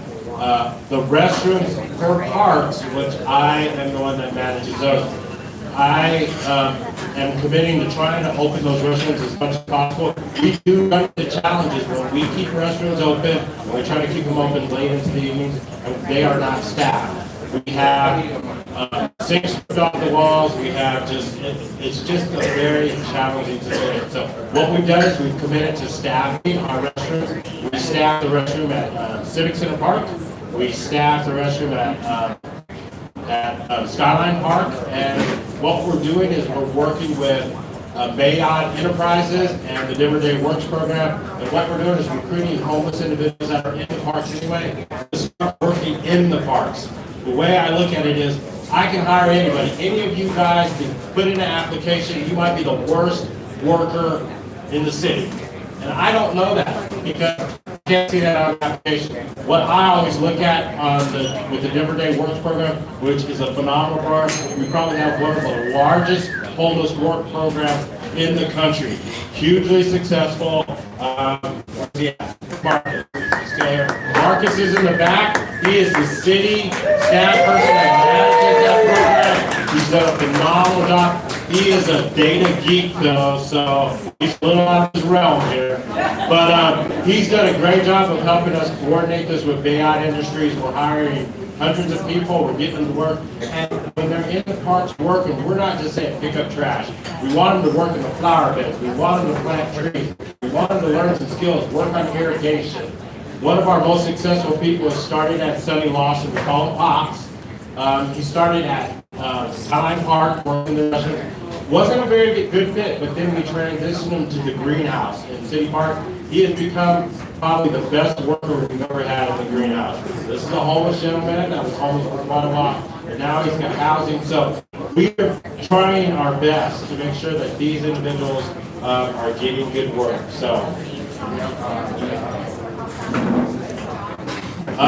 There is a wait list, but we have expanded the program. I believe there was an additional $200,000 put toward the program this year, so we have expanded it. We're also working with groups like the Rhino Bid District to actually, they're putting in money to hire crews. We're working with the Colfax Bid District to hire crews on Colfax. So the program is expanding, so there is limitations. But we are trying to expand the program as fast as possible because it is needed. The other thing about this program, though, is something I learned. I always was like, let's just give people work. We have to do wraparound services. So that's why pay on inbox is so important because you can give a person a job, it sometimes creates more issues for that individual. So they don't even want to work because it might impact their food stamps. It might impact their housing where they might be getting a certain cost for their apartment or their housing, and if you pay them too much, that actually jacks up their cost. So we have to really be careful about how we work with these individuals and making sure it doesn't negatively impact them. So that's some of the things. So next slide, and then the gentleman with the hat on his head, that'll be the last question, because I know we're over time, but we want to get as many questions. Thank you very much. I hear a lot of people complaining about meetings. Well, there's addicts out there, a lot of them, all around the world. If you voted against the Safe Needle Exchange, you voted against yourself. Because this is one thing designed to help people. This is one thing to help addicts and find them the resources. This isn't just something to help them get high. This is something to help them have a safe space, reduce disease, reduce waste.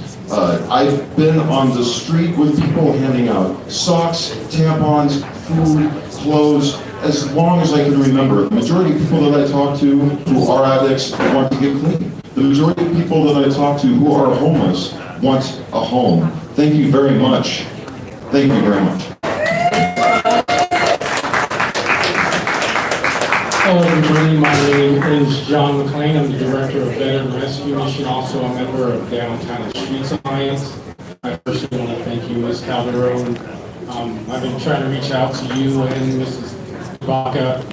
We're in our city. I've been a homeless advocate for the past 10 years. I come out of Tucson, Arizona. In my time, I've been lucky to run a homeless camp on public land for 3 years. I currently own and run a tiny house village for homeless veterans, which our main focus is connecting the unhoused population, particularly unhoused veterans, with housing and the benefits, so that way we can minimize the veteran suicide epidemic. I'll try not to keep preachy about this. I'm a preacher, I come from a preacher background. I'll get to my question, but it will be very pointed because I certainly need your help. All the people up here, I need your help. Certainly I see a lot of Denver homeless out loud people here. I need your help. My origin here was I was brought here by PJ DeMico to support Jerry Bill and the issues he was having last February. And I camped out with Jerry for a couple days.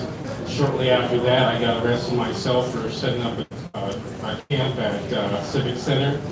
And in that time, much like Jerry, we've got the charges dismissed to show that there is, as you know, this protocol, this policy or culture of harassing the unhoused population and not allowing them to a place to assist. And January 27th to January 31st, we'll be setting up an encampment, or what we call an outdoor survival shelter location to connect the unhoused population's benefits in whatever provisional items we can to provide at least a safe place to sleep, which has been kind of the hallmark of what our organization has done over the years. And as you probably know at this point, we're the group that's suing for $50 million. $50 million for housing and not lawsuits. And I think build a lot of houses. that you know as well as we know, one, we're not gonna get $50 million. It's asinine, the whole notion. But what we're attempting to do here is articulate particularly exactly what the city is doing to violate people's rights and what we can do collectively to fix that. So I ask you, as the question is, okay, we set up the encampment, you know what we're doing, all cards are on the table. What can we do to work together to come to some conclusion to deal with these people that are outside right now and need a safe place to sleep?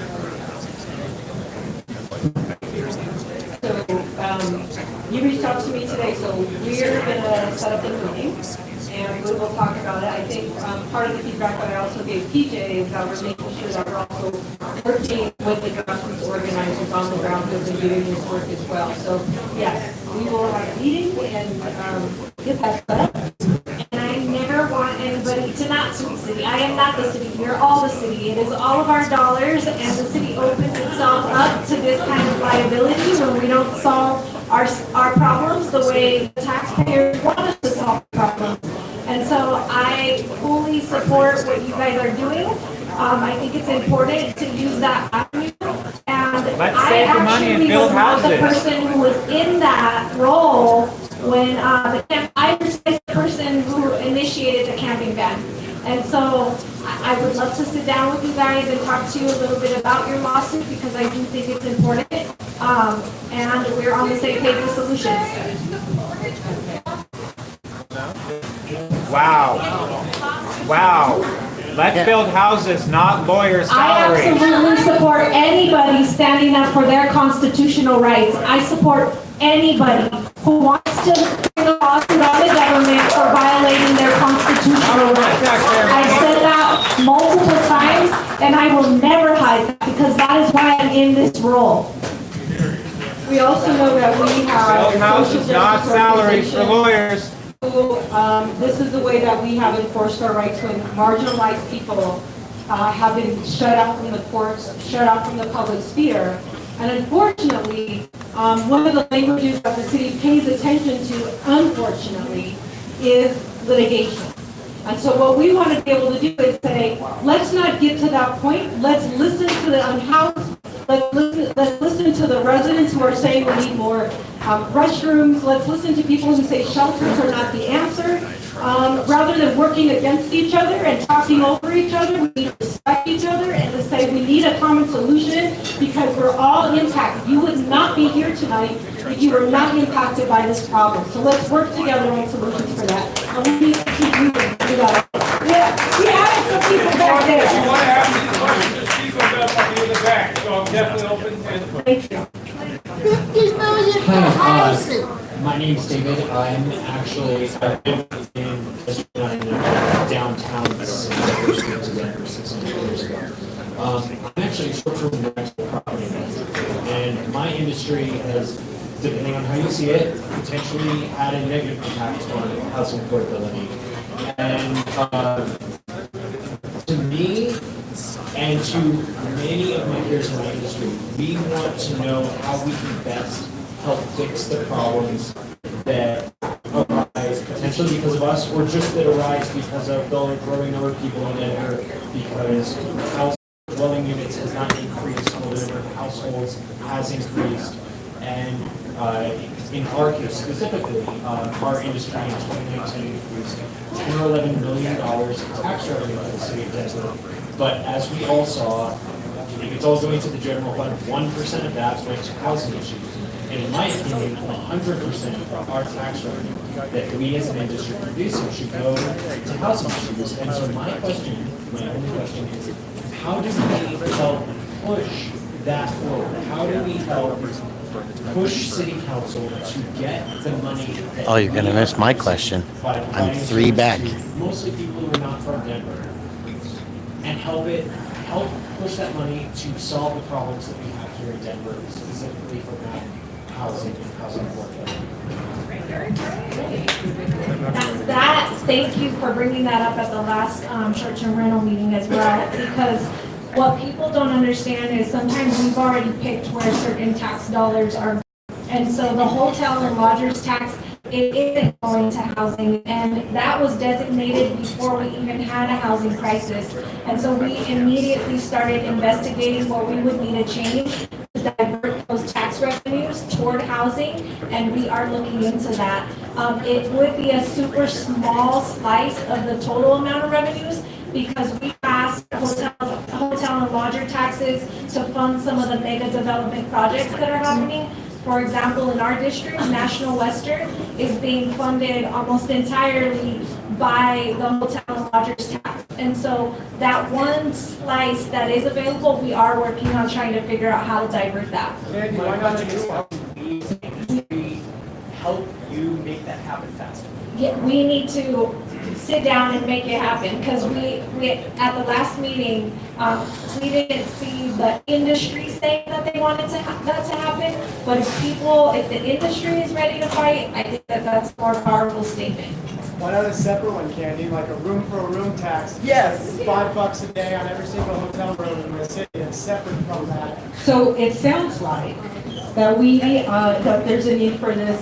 So we've been putting together advisory groups on different issues and different topics. So we would love to have that group to be able to give that suggestion, so that we can, take that forward. So we have Liz here, make sure she gets here. Did you sign in? Okay, great. So to follow up with you on that, but definitely want to have that conversation. And real quick, for what Jeff just proposed, if you guys are interested in a tax like that, that is awesome, because Denver can pass taxes a lot easier than the state can, but we're still bound by the same rules as the state. There's this thing at the state level called the Taxpayer Bill of Rights. We cannot increase taxes without it going to the voters. So if that is something that you're interested in doing, we can talk about how we potentially refer that to the voters for a decision like that. Hi, thank you so much for this evening. I want to really quickly say how proud I am of our neighborhood. 5 Points is an incredible place. And if you look at around the room with the people who've been here tonight, the diversity of culture and incomes, and that we all live and share this community. And that's not something that's common in Denver. And I think that we're really lucky for that. And that we should try to promote that and make people understand, help people in other neighborhoods understand the value of having people who are poor in their community. And I say poor because I want them to have homes in those communities. If you think about it, Denver has over 50 neighborhoods. There's neighborhoods, over 50 neighborhoods. If each neighborhood were to have a campground for 100 people, then we would house, all of the people who need emergency housing until we get to that final solution. So that's something that I think would be cool for us to challenge our city council people to say, let's see the whole city step up and provide a small amount, 100 units in your neighborhood. And what we found, when we know, living here in 5 Points, is when you do that the relationships you build with those people help you become a better person and become a better community. And so that was one idea. And then the question I had for you was, the Colorado Coalition for the Homeless came to our neighborhood meeting last month, and they said they were going to propose a ballot initiative for housing. I want to know if you think we should support that. And one question, and two, maybe this might be for Chris. Yay for the new department. How much money do we need? What do we need?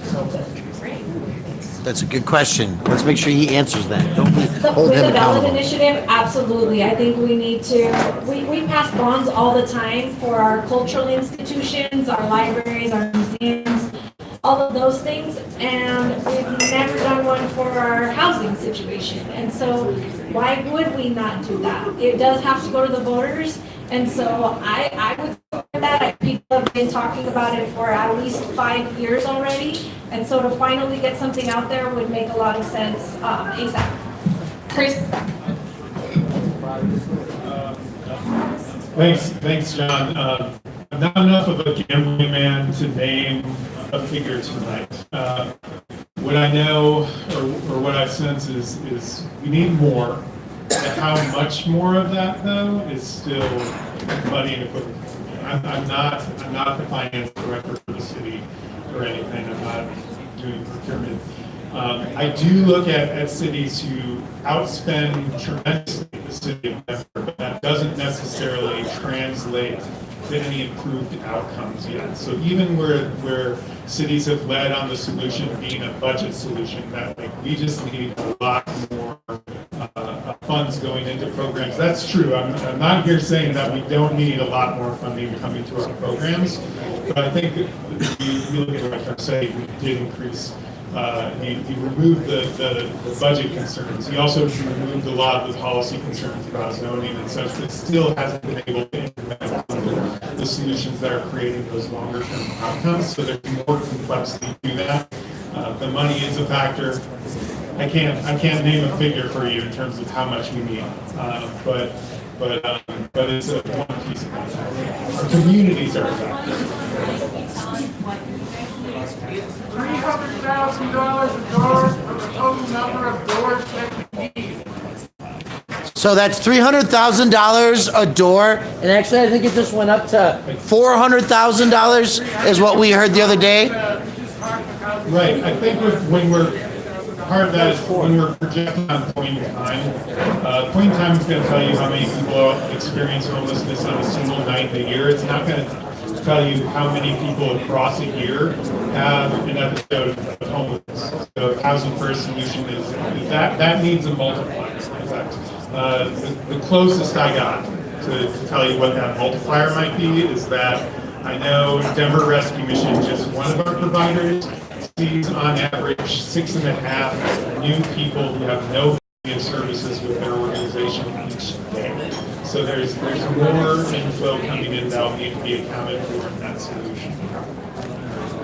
I would love to direct your attention back up to this graph because it depends on what we're solving for. If we're solving for how many people are on the street right now, based on a couple of different numbers, we have a range between 4,000 individuals on the street right now to 10,000. That people don't agree on how many people there are, and so that's the range. So if we're shooting for the moon and we're saying we want to house the 10,000 people that are on the streets right now, multiply that by the 400,000. So that would be the dollar amount. But if we're trying to solve for the entire pipeline, you fix one, falls off, and into homelessness, then we're looking at a whole lot more units that need to have prices come down. And building isn't the only solution. We need to find ways to control the rent, which is why we need to lift the rent control ban at the state level so that we don't have to work as hard on the construction element of it. If we brought costs down and we were disincentivizing those vacant luxury units, of which there are 20,000 right now in our city, then we can solve the problem in a different way without constructing a single unit. And so it depends on what you're solving for. But when you're looking at the dollars that are going toward the problem, keep this little slice in your mind. This is our city's budget. All this gray area is our city's budget. And the blue and the red slices are what we're devoting to housing and homelessness. So if you want to see impact, at least make a quarter of our budget go to housing. Shoot for the moon, go half of our budget. It's a complete paradigm shift.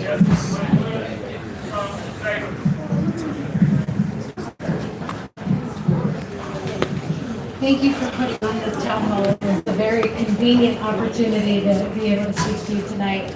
I've been speaking to you as a person who has experienced homelessness for many years and now serving as the director of housing programs for a local nonprofit. I don't necessarily have a question for you tonight. I just want to make sure I had an opportunity to put a couple things on your radar. First, I want to applaud all the people that have used person first language today and have referenced our very vulnerable neighbors as people experiencing homelessness as it's a current experience and it's not a fine step. So I want to talk to you real quick about the impact that the source of income ordinance has had on our people that have housing subsidies. They have really pushed for landlords to raise the rents up beyond what voucher limits can pay. They also have made it even more difficult for people to access housing based off of criminal background checks. And related to that, I know that affordable housing is what most people think would be a solution to housing. Unfortunately, affordable housing comes with a lot of restrictions to access that. Low-income tax credits have regulations that prohibit the majority of people that have experienced homelessness for so long that end up getting criminal backgrounds. It just makes it so that they're not able to get housed. I have plenty of people that I'm currently serving who have housing subsidies, and we just can't house them because they're not able to access any of the units that are available. Another thing, when you're considering solutions to this issue, having more flexibility with the dollars that are coming online. I know the craze is one home and coordinated entry and whatnot. However, that expectation is us asking community members to fit inside of a box to access a certain agency and to answer all of these questions. That is not going to address the encampments that we're seeing. Allowing people to come to us as they are, when they are, in order to get housing, would best serve them. Thank you. Thank you. Yeah, let's give the ladies some attention, huh? My name's Brian Loma. I don't agree that suing is the best way to solve things, but unfortunately, I have 4 pending cases, including 2 against Denver police for false arrest. But what I'm more concerned about is not our civil liability, but our moral liability. Because every time a police officer tells an unhoused human being to move on, and specifically under cameras, under streetlights, the probability of being sexually or physically assaulted goes from 12% per capita to 50%. And so when we talk about the civil liability that the city and county of Denver has, I think about all the human beings who have been physically and sexually violated over the last 8 years, and the millions and millions of dollars that we owe them as an apology for the rapes that have occurred in this community. Because it used to be safe for women to sleep outside the bathrooms that didn't get destroyed at Skyline Park because the women valued their availability. And they used to be able to sleep 100 or more at night, peacefully. And it's not a perfect solution. But when we had the Dust Bowl 80, 100 years ago roughly now, the city found a moral responsibility. And it turned the entirety of the downtown parks outside the state capitol into man camps for housing and food and sanitary bathroom needs. And we're playing whack-a-mole with human beings, right? I get, the shelters aren't humane. It's not a right answer. But when we come down to us and them, I've employed a lot of them.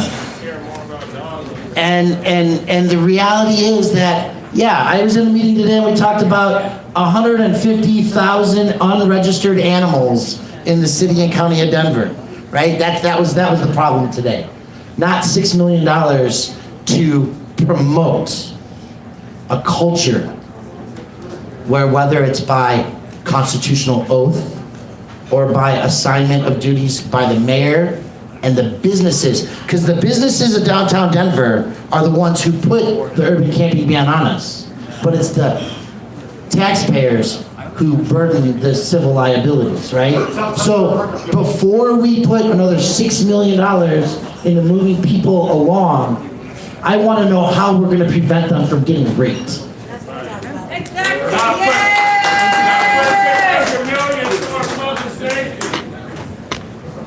My name is Ryan Cox. I live in Curtis Park here. My question's not too far off what John was saying. You guys recently toured the shelter facilities and the current state of them and the concentration of those facilities. I think we've counted 40 providers in different respects, either in or adjacent to our community. The lion's share of the shelters and services are in District 9, and most are in 5 points. I'd be curious, it's clearly not just a District 9 problem, nor just a problem, or even just a regional problem. It's a national problem. And I think this area is looked to provide all the answers. I'd be curious what the strategy is to build partnerships and relationships with other council people, and even the mayors and councils of neighboring cities to help solve the issue. Property values are obviously up down here. They're less as you move out. Is there anything in the works? Are you working towards any solutions at a more citywide or regional level? So to start off and address the concentration of resources, those were here before y'all got here. So we used to concentrate services around where there were resources. And so part of the reason that one of our shelters has 200 to 300 beds open every night is because it's the one that's over off of 46th in Colorado, where they have to be bussed in and out.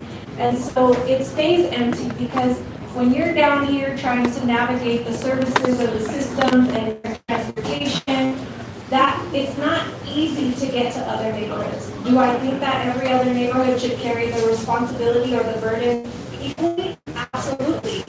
Do we have council members who want to keep the concentration in our district? Absolutely.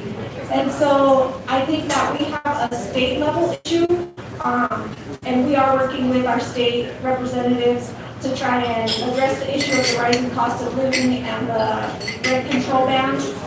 But we also are trying to talk to our neighbors in Aurora and Commerce City about how do we plan as a region. There's not currently an incentive to plan as a region. When you're a city and you're mayor of Denver, you don't care what's happening to Aurora. You don't care what's happening to Commerce City. That's why we have so many fights with our neighboring counties about AA, about I-70, because it is to our advantage to be the better city, to push the problems and hide the problems in other corners of other cities rather than solve the problems. In fact, a lot of what we think is solving the problem here means moving it to Aurora or Commerce City.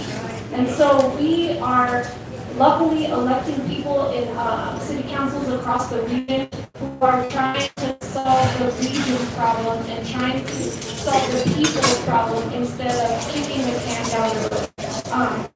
If you're interested in those conversations, we need help pulling together people to not only sit in at the city council meetings, but to go to the legislative session at the Capitol and lobby our delegates there, make sure that they're listening to us, bring our federal representatives to the table and tell them, you know, here's Aurora representatives, here's Denver, here's Commerce City.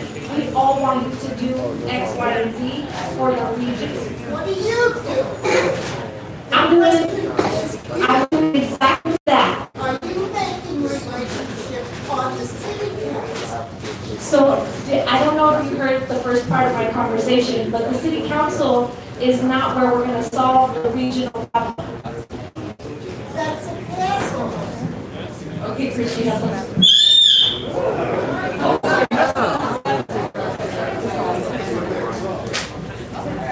I'm happy that wasn't one of you.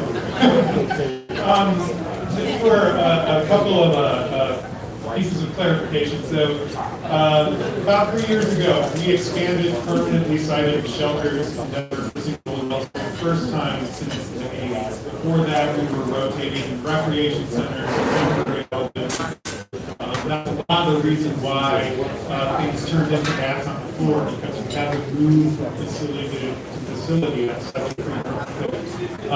All 3 of those facilities have been built outside of this neighborhood, and they are accessible as facilities, but what's not accessible is the transportation between downtown and there.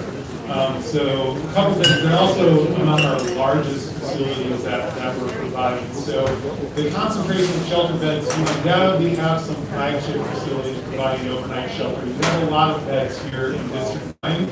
But what you also have is you have the bus depot, right? You have ongoing staging and queuing for transportation on a nightly basis at parking lots, which is arterial traffic, multi-lane traffic going in multiple directions of non-traffic environment, right, for that to occur. So that's why our efforts and our recommendations over the last couple of years really do revolve around 24/7 shelter options for people, so that we don't.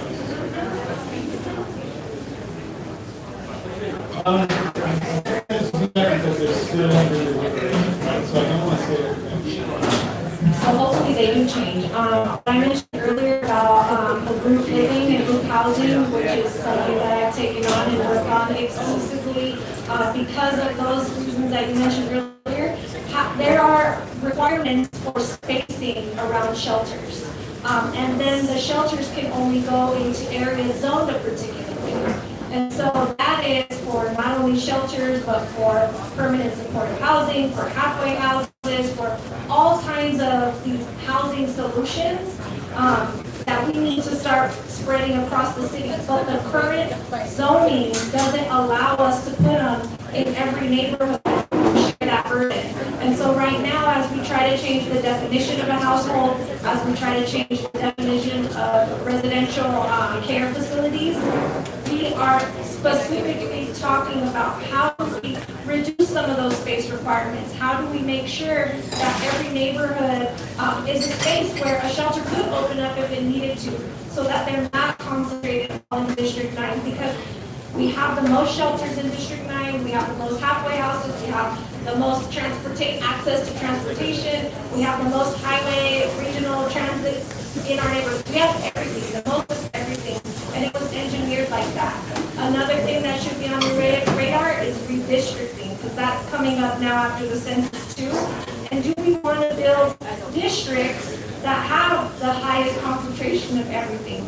That should be something we're talking about, because then there's no incentive for anyone else to make changes in their neighborhood when it's all concentrated in one district. Or when the district the boundaries are drawn intentionally that way.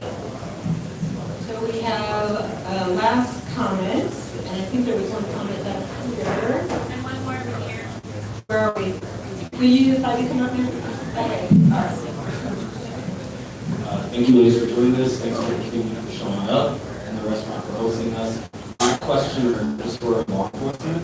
The budget that you all get, considering the total, is really alarming.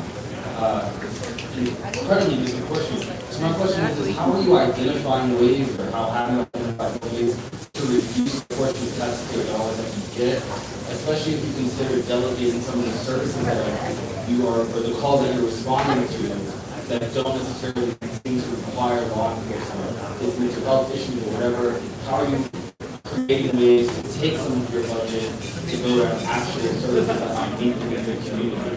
Because that seems like it's a huge portion of our city's budget that is going to law enforcement.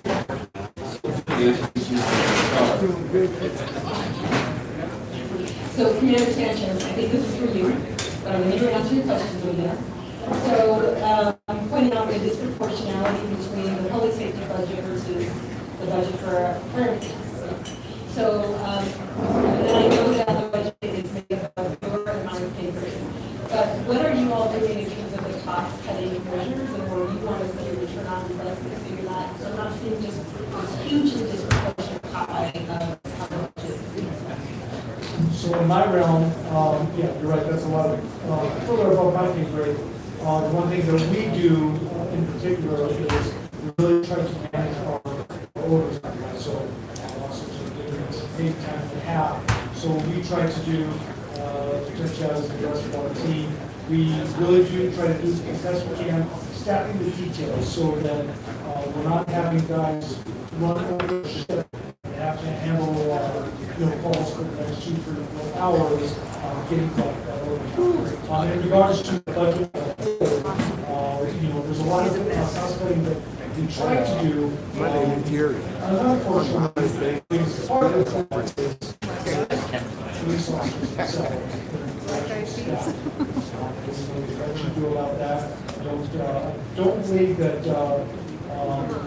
we are excessive in comparison to other departments. I don't know what your personal views are, but in regards to other. I guess my question is, are you guys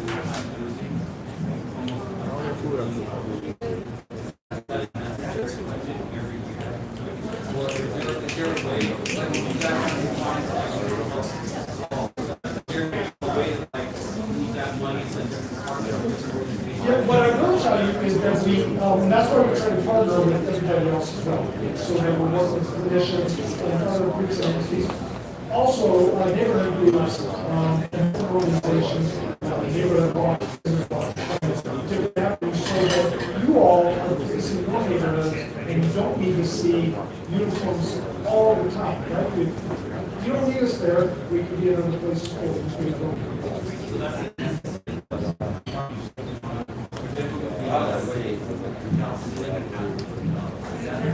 So he's right, it's above his pay grade, and that's a perfect segue to remind you all that there are two very important roles in transition in our city right now. We don't have a sheriff, and we don't have a manager of safety.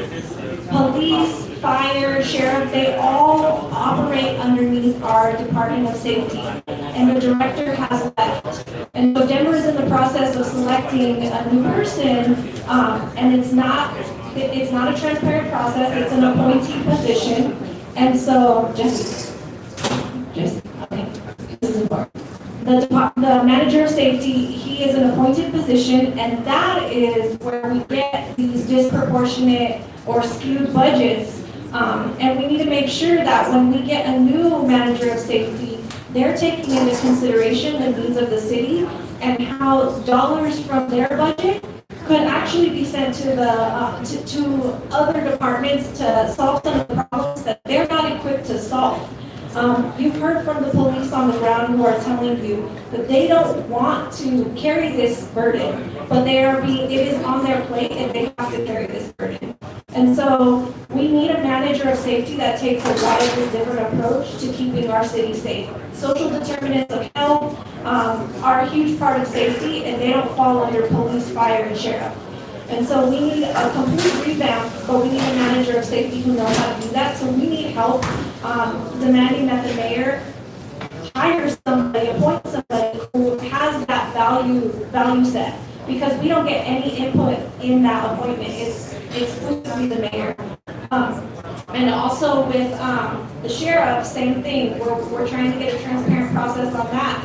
Their budget is at the local level. What we give to the Department of Public Safety is no different than what a lady mentioned earlier about how at the federal government we give our money, the bulk of our nation's budget, to the Department of Safety or military, right? It's the same thing. It translates at every level. So their budget is not different than other police forces and across the country, because we have a value system that dumps our money into that kind of safety rather than health and safety and wellness in a different way.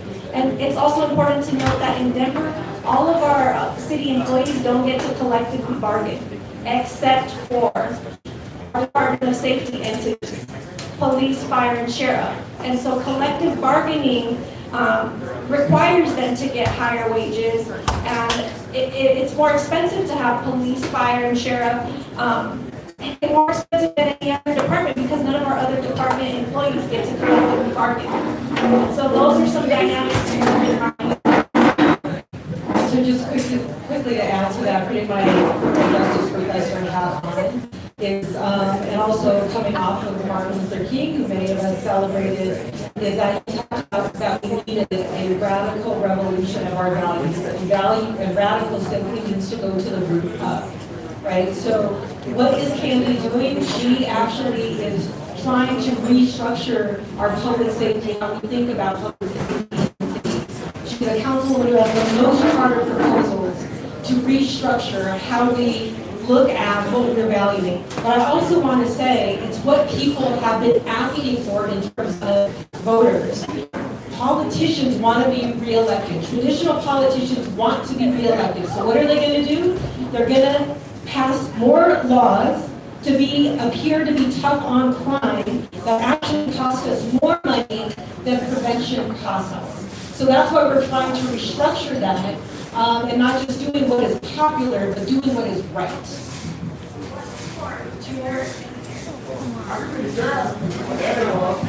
We can't hear you if you're not on the. You're good?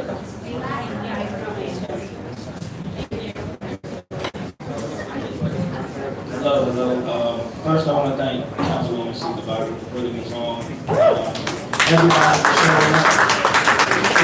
Very easy for us to complain and not come to stuff like this. We can all say that we're too busy. We could all be at home, Facebook and Instagram, gaming, doing a bunch of other things. My name is Chad Gormley. I'm the owner and founder of TSG Security. This is my partner Ty, working with TSG Security. I formerly worked at Denver Public Library. And that was my introduction to what's going on here in the public library. I got my Narcan training. In the public library, you might engage more of your unhoused population than anywhere else. When they get pushed out of the shelters, that's the only place they can really go there. And it's because in the public library that I learned about the problems.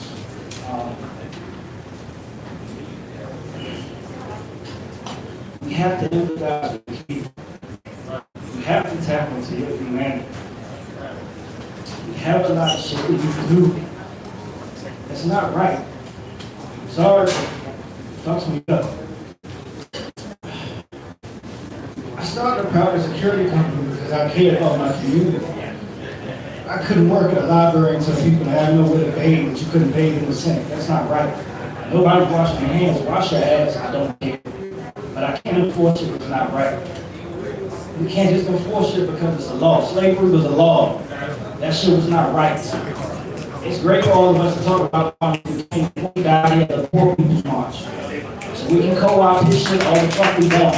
But we have to stand for what he really stood for. We can't just ask our council people in our city what they can do. What will we do? I care about my community. I started a private security company for my community. No offense to the police. When they show up, it doesn't make everybody feel safe. And I know a lot of you all want to do that when you deal with our unhoused community. That's not the solution. We identify us every day. I'll have my contact information for all of y'all. Reach out to us. We're here for them, just like we're here for y'all. As a community, we have to come together. Community is communication to build unity. If we don't have that, we just living with each other. We don't have no community, we just around each other. It's hard to sit back and see the way that we treat people. We deal with it every day because we work in that sector.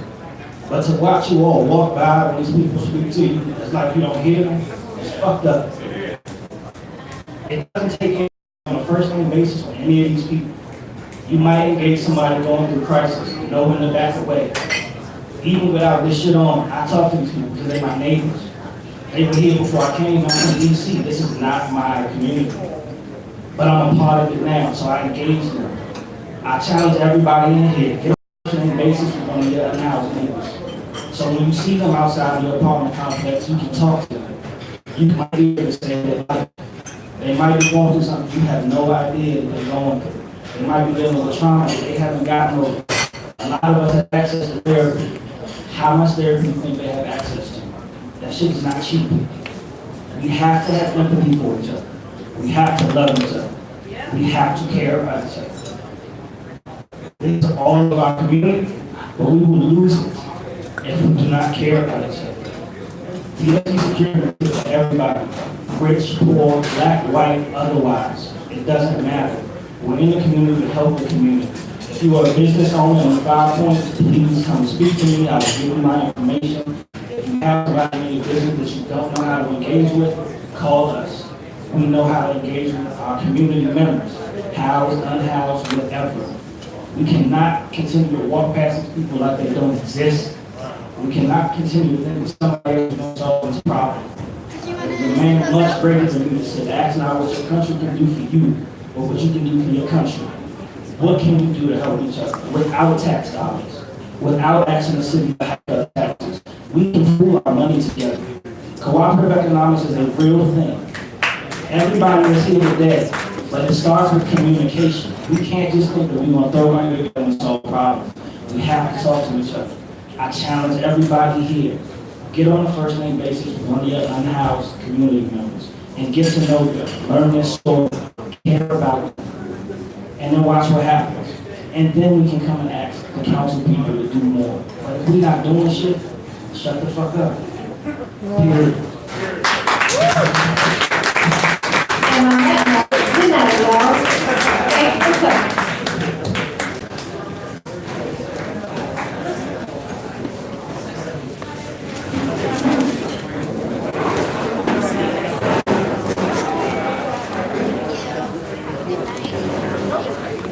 Well, folks, that's the end of the conference. Thanks for hanging out. We'll talk to you later. Bye-bye.